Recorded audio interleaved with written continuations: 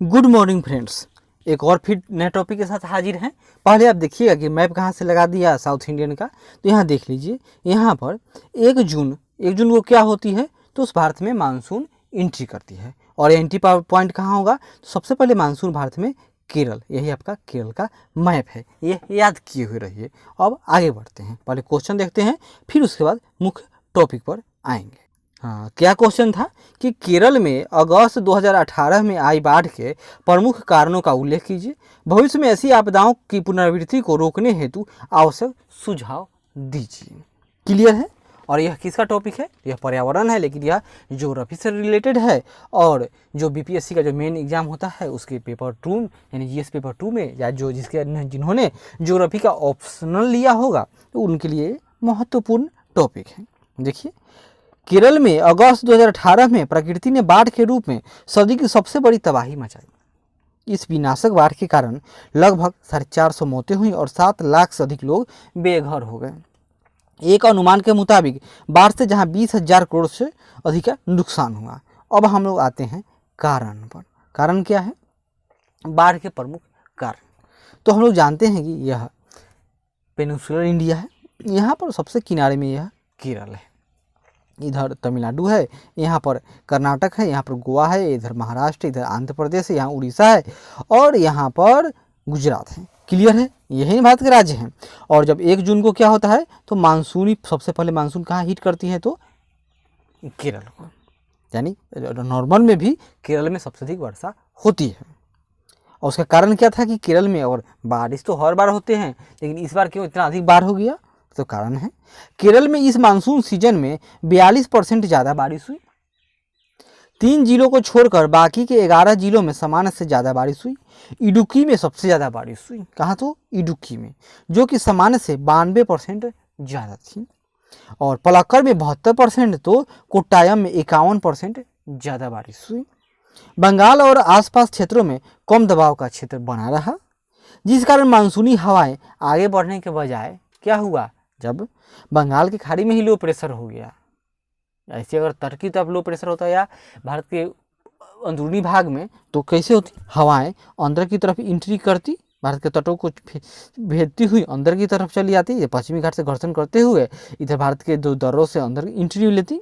लेकिन जो low pressure का लो प्रेशर एक जगह ही स्थिर रह गया, और एक कहाँ, तो बंगाल के खाड़ी में, जिसके कारण क्या हो गया कि जो बादल थी मानसूनी हवाएं वह एक जगह केंद्रित हो गई और केरल में ही टिककर लगातार बारिश होने लगी। और जिसका परिणाम क्या हुआ कि हम देख ही चुके। और इडुक्की में बांध भी है, और बांधों को खोलने में देरी तथा बांधों के संचालन में गड़बड़ी भी बाढ़ का कारण बनी। और केरल में बहुत सारे बांध हैं, बांधों से धीरे धीरे पानी छोड़ने की बजाय इंतजार किया गया।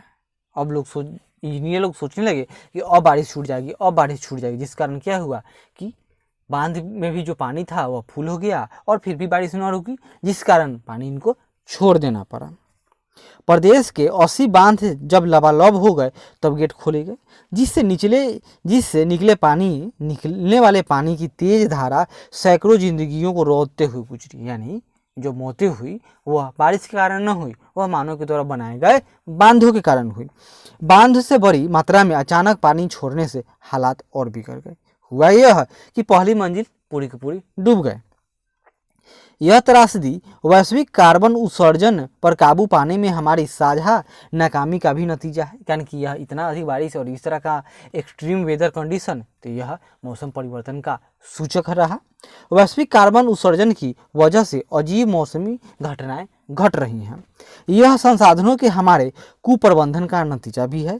राज्य में जंगली क्षेत्र से होकर धान के खेतों ने वहां से तालाबों एवं नदियों तक जाने वाली जल प्रणाली को ध्वस्त कर दिया है।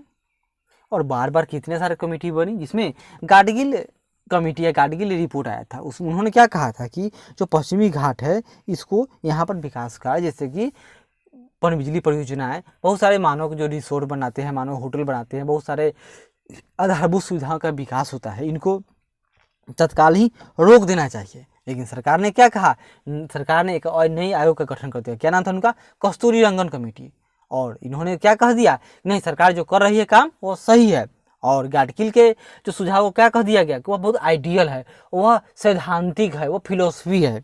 लेकिन बात यह है कि अगर गाडगिल के रिपोर्ट को मान लिया गया रहता तो आज जो केरल में इतनी भयानक बाढ़ है वो न आती। यह संसाधनों के हमारे कुप्रबंधन का नतीजा भी है। राज्य में जंगली क्षेत्र से होकर धान के खेतों ने वहां से तालाबों एवं नदियों तक जाने वाली जल प्रणाली को ध्वस्त कर दिया है।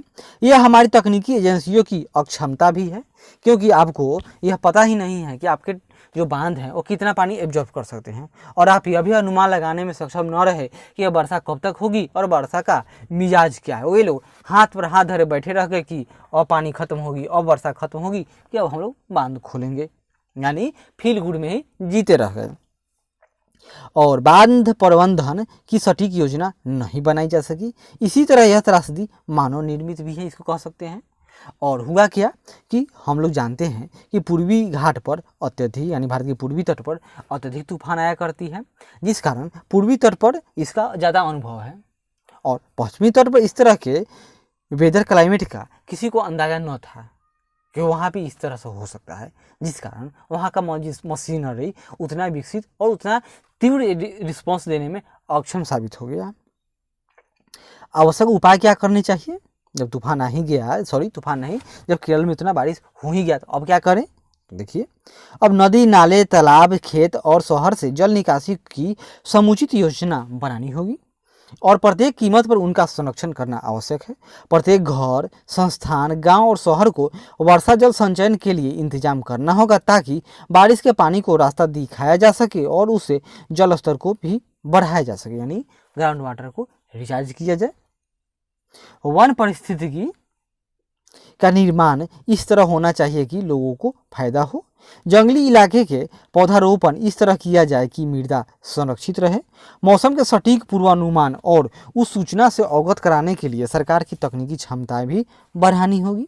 केरल के बाढ़ के संदर्भ में देखें तो इसे भयंकर रूप लेने से तभी रोका जा सकता था जब जुलाई के पहले ही मानसून की भारी बारिश के बारे में जानकारी उपलब्ध होती। और हम लोग यह भी जानते हैं कि मानसून का अर्थ ही क्या होता है? अनिश्चितता। मानसून की खासियत ही है कि मानसून बारिश न होती है, मानसून प्रस्फोट होता है, यानी मानसून विस्फोट करता है, एकाएक बारिश हो जाता है, किसी को पता ही नहीं किया कब बरसेगा, कितना देर बरसेगा, कब तक बरसेगा, होगा कि बीच बीच में मानसून गैप भी हो जाता है, जिसमें 15-15 दिन एक भी बूंद पानी की न बरसती है। ऐसा होने पर बांधों में जमा पानी को छोड़ दिया जाता और जलाशयों की भंडारण क्षमता को भारी बारिश के लिए तैयार रखा जाता है। हम लोग बार बार पेपर में सुनते थे, टीवी ऐड देखते थे, समाचारों में देखते थे कि दक्षिण भारत है पानी से जूझ रही है, वहाँ पर पीने का पानी खत्म हो चुका है, जीरो डे आने वाला है। और जो केरल में बांध है इडुक्की में, वो क्या था? वो कावेरी नदी से संबंधित था, और उस पर अधिकार किसका है? तो तमिलनाडु का है।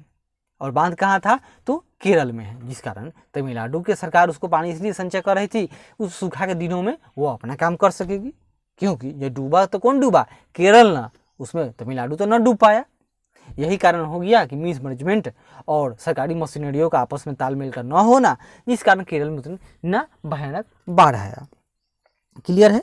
अब अगली बार हम लोग मिलेंगे एक नए टॉपिक के साथ। तब तक आशा करते हैं कि हमारा ये प्रयास अच्छा लगे तो जरूर लाइक करें, शेयर करें, कमेंट करें और सब्सक्राइब करें। धन्यवाद।